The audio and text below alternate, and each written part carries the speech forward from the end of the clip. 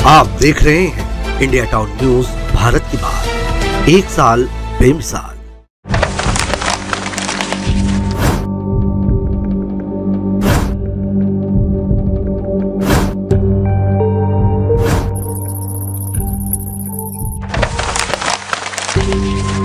इस दुनिया में एक से बढ़कर एक इमारतें हैं, लेकिन ताज जैसा कोई नहीं, क्योंकि इसकी बुनियाद में एक बादशाह ने अपना दिल रखा है। ताजमहल कला का वह खूबसूरत उदाहरण है जिसे 17वीं शताब्दी में मुगल सम्राट शाहजहां ने अपनी सबसे चहेती बेगम मुमताज महल के लिए उसकी याद में बनवाया था। वह इमारत जितनी खूबसूरत है उतनी ही रहस्यों से भरी हुई है और कोई ना कोई विवाद इस इमारत के इर्द गिर्द घूमते ही रहती है। और सबसे बड़ा रहस्य ताजमहल के 22 बंद कमरों का। आखिर क्यों है बंद? क्या इनमें हिंदू देवी देवताओं की मूर्तियां छुपी हुई है? क्या सच में ताजमहल शिव मंदिर को तोड़कर बनवाया गया है?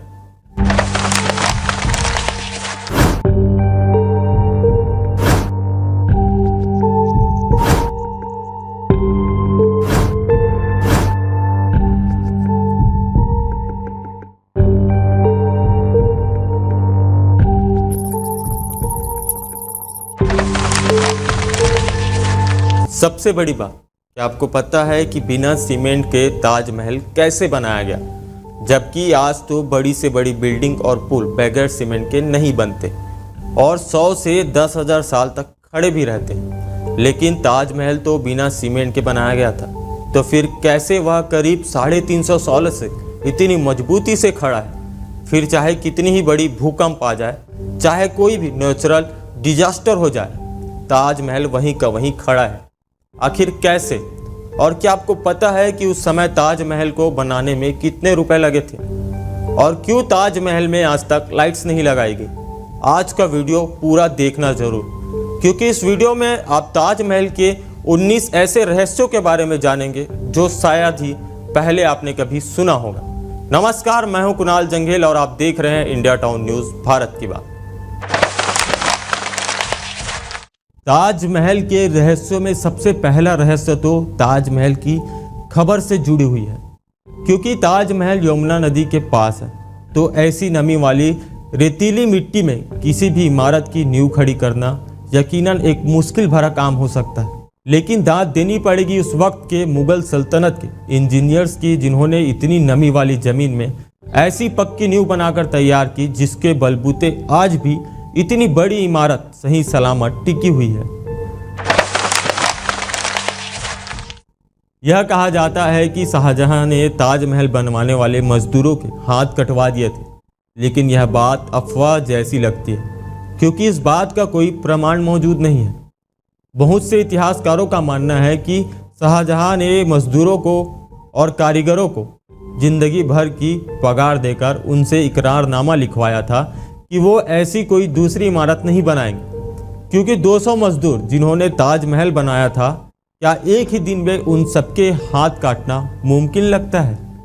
क्या सबको एक एक करके बुलाया गया कि आओ यह दिन इतने मजदूरों के हाथ काटेंगे, उस दिन इतने मजदूरों के हाथ काटें? अगर ऐसा होता तो जैसे ही हाथ कटना शुरू होता तो बहुत से मजदूर भाग खड़े होते।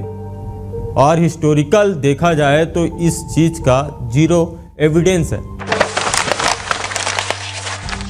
आपको बता दें, कुतुब मीनार भारत की सबसे ऊंची मीनार है, लेकिन शायद आपको जानकर हैरानी होगी, ताजमहल की ऊंचाई कुतुब मीनार से भी ज्यादा है। ताजमहल 73 मीटर ऊंचा है, जबकि कुतुब मीनार की ऊंचाई 72.5 मीटर है।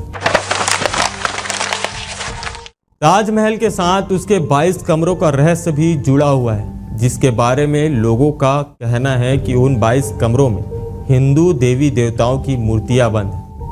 दरअसल जब ये अफवाह ज़्यादा फैलने लगी तो कुछ मीडिया वालों ने सोशल मीडिया पर डिबेट को ज़बरदस्ती जारी रखा, जिसके चलते ASI के सोर्सेज ने इंडिया कॉन्फ्रेंस को बता दिया कि जो 22 रूम है, असल में यह रूम नहीं बल्कि यह एक लंबा सा कॉरिडोर है जिस पर दरवाजे लगाए गए हैं। और ऐसा भी नहीं है कि इन बंद दरवाजों को सदियों से खोला ना गया हो। ASI के स्टाफ के अकॉर्डिंग हर साल 1 से 2 सप्ताह में इन बंद दरवाजों को खोलकर अंदर की सफाई की जाती है।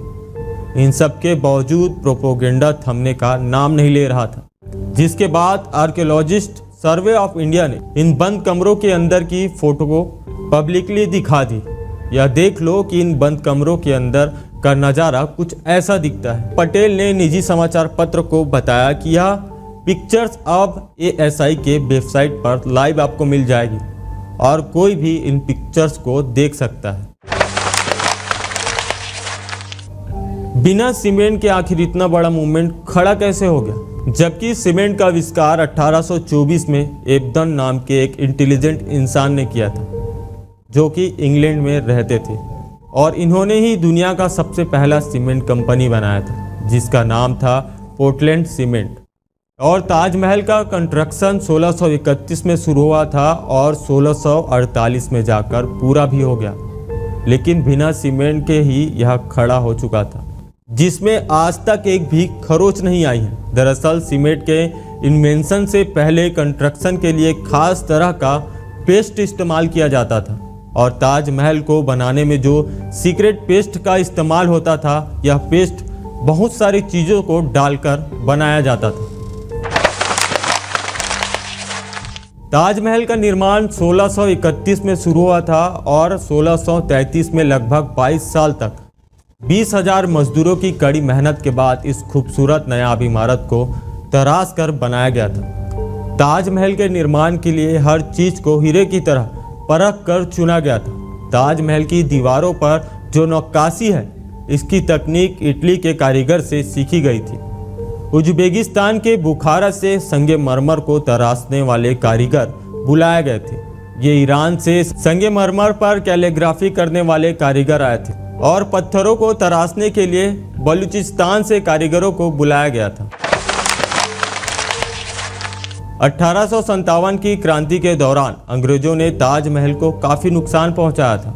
उन्होंने लेपिस लेजी जैसी कई बेशकीमती रत्नों को ताजमहल की दीवारों से खोदकर निकाल कर ले गए थे।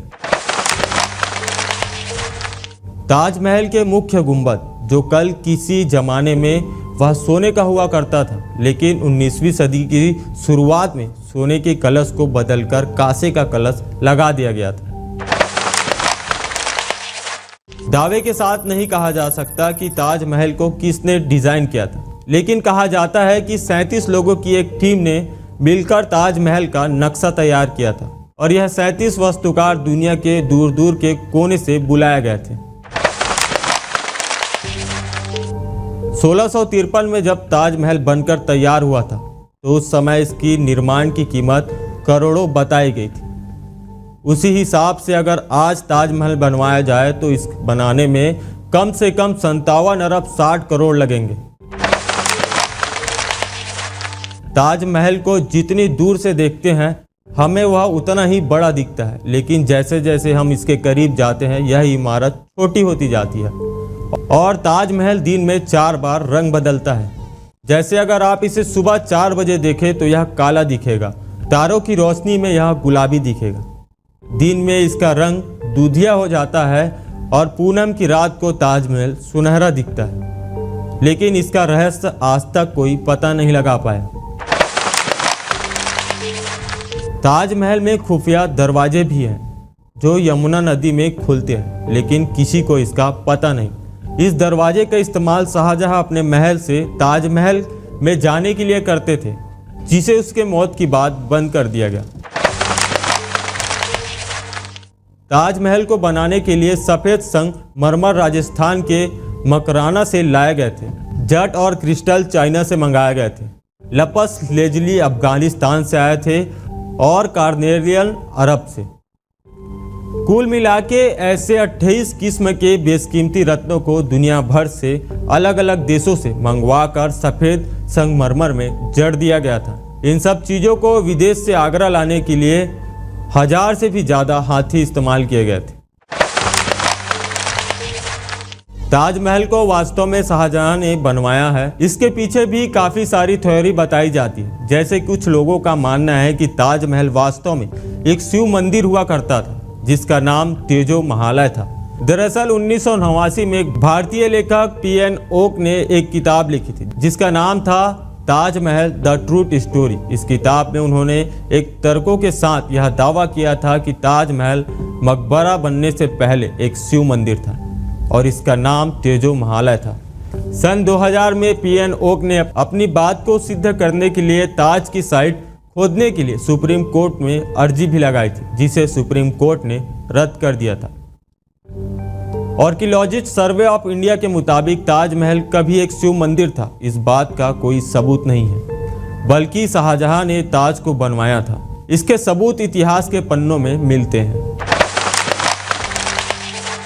कई देशों में ताजमहल की नकल पर बनी इमारतें मौजूद हैं, जैसे चीन, बांग्लादेश, कोलंबिया, और ऐसे ही एक इमारत भारत में भी मौजूद है जिसका नाम बीवी का मकबरा है। यह इमारत महाराष्ट्र के औरंगाबाद में है और इसे मुगल बादशाह आजम शाह ने अपनी मां के दिलरस बानो बेगम की याद में 17वीं शताब्दी के आखिर में बनवाया था। इसे ताजमहल के तर्ज पर बनवाया गया था। इस मकबरे का गुंबद ताजमहल की गुंबद से छोटा है और इसकी सिर्फ गुंबद ही संगमरमर का है, बाकी निर्माण प्लास्टर से किया गया है। एक कहानी फेमस है कि शाहजहां यमुना नदी की दूसरी तरफ काले संगमरमर से एक ऐसा ही और काला ताजमहल बनाना चाहते थे।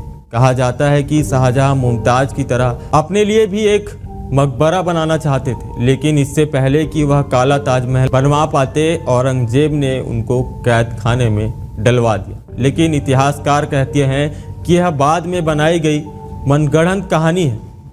जिस जगह शाहजहां ने काले ताजमहल बनाने की बात कही जाती है वह कई बार खुदाई की जा चुकी है, लेकिन ऐसा कोई सबूत नहीं मिला। ताजमहल की सबसे ज़्यादा पॉपुलर इसके कंस्ट्रक्शन से जुड़ी अद्भुत प्रेम कहानी की वजह से है। शाहजहां ने अपनी बेगम मुमताज महल की याद में इस इमारत को बनवाया था। मुमताज का असली नाम अर्जुन मन बानो बेगम था। शाहजहां ने उन्हें मुमताज महल नाम दिया, यानी कि महल का सबसे अनमोल रत्न। महज 38 साल की उम्र में अपनी 14वीं संतान को जन्म देते समय मुमताज की मौत हो गई। उस वक्त वह बहारेपोर में थी। अपनी बेगम की मौत से बादशाह बेहद दुखी थे, जैसे कि उनकी जिंदगी बर्बाद हो गई हो, और आखिर में उनकी याद में शाहजहां ने ताज को बनवाने का फरमान जारी किया। पहले मुमताज को बहारमपुर में दफनाया गया। इसके बाद शाहजहां ने ताज को बनवाना शुरू किया। उसके बाद बहारमपुर से मुमताज महल का शव को निकालकर जहां ताजमहल बना रहा था उसके पास एक गार्डन में दफना गया। ताजमहल को तैयार होने में 22 साल लगे, जब तक मुमताज महल का शव गार्डन में बनाई गई कब्र में ही दफन रही। बाद में उसे ताजमहल के अंदर मुख्य गुंबद के नीचे दफनाया गया।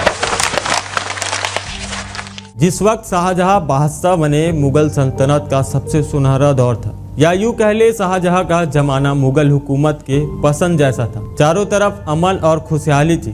प्रजा के लिए बादशाह का हुक्म ही सबसे ऊंचा होता था। शाहजहां की बादशाहत में लड़ाई नहीं होती थी। जबरदस्त शानो शौकत से ऐशो आराम का दौर था। बादशाह को बड़ी बड़ी इमारतें बनाने का शौक था। उन्होंने मुगल वास्तुकला के साथ भारत के प्राचीन इतिहास को मिला दिया था।